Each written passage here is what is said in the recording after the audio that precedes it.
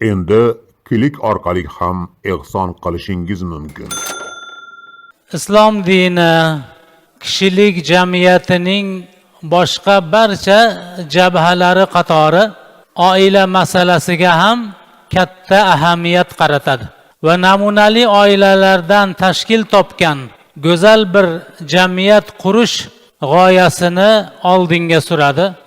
Yuksak saviyali jamiyatni esa mustahkam oilalarsiz qurib bo'lmaydi. Oilani pok asosda qurib, pok asosda sobit bo'lishi masalasida Qur'oni Karimda shunday deyilgan: ey odamlar, sizlarni bir jon Odamdan yaratgan va undan jufti Havvoni yaratgan hamda ikkisidan ko'p erkak va ayollarni taratgan Robbingizdan qo'rqingiz. Shuningdek, o'rtalaringizdagi o'zaro muomalada nomini keltiruvchi Allohdan va qarindoshlardan aloqasini uzishdan qo'rqingiz. Albatta Alloh sizlarni kuzatib turuvchidir. Niso surasi 1-oyat. Alloh taolo barcha narsani jufti bilan, ya'ni erkak ayol qilib yaratgan. O'z tabiatiga ko'ra ularning har biri ikkinchisiga turli jihatdan ehtiyojli qilib qo'yilgan. Qur'oni Karimda bu haqda marhamat qilinadi. A'udhu billahi minash shaytonir rojim. Va min kulli shay'in xalaqna zawjayni la'allakum tadhakkarun. Sizlar eslatma olishingiz uchun biz har bir narsani juft qilib yaratdik. Zoriyot surasi 49-oyat.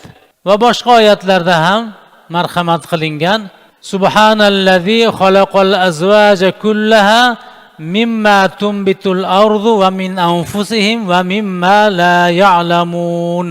Yer undiradigan narsalardan, odamlarning o'zlaridan va yana ular bilmaydigan narsalardan iborat barcha juftlarni yaratgan Alloh tasbih aytilishga loyiqdir.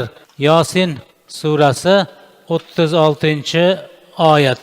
Hozirgi oyatlarda ham Alloh taolo nafaqat insonni, dunyodagi barcha narsalarni juft qilib yaratganligini aytadi.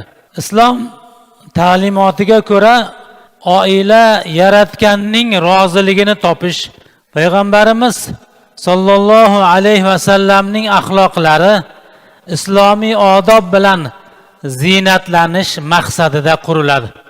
Birinchi navbatda oila qurmoqchi bo'lgan odam Allohning roziligini topayin. Payg'ambarimiz sollallohu alayhi vasallamni sunnatlariga amal qilayin. Dinimiz odoblari bilan ziynatlansam ekan degan maqsadda oila qurishlik kerak. Shuning uchun dinimiz oilani nikoh asosida qurishga alohida ahamiyat beradi. Karkas to'qish kerak mana qangi. Qaromon tog'am o'z o'qiyapti mana. O'zingizga qoldimi Qaromon aka? Ha, yaxshi aka. Kuch quvvat bersin, to'quvering.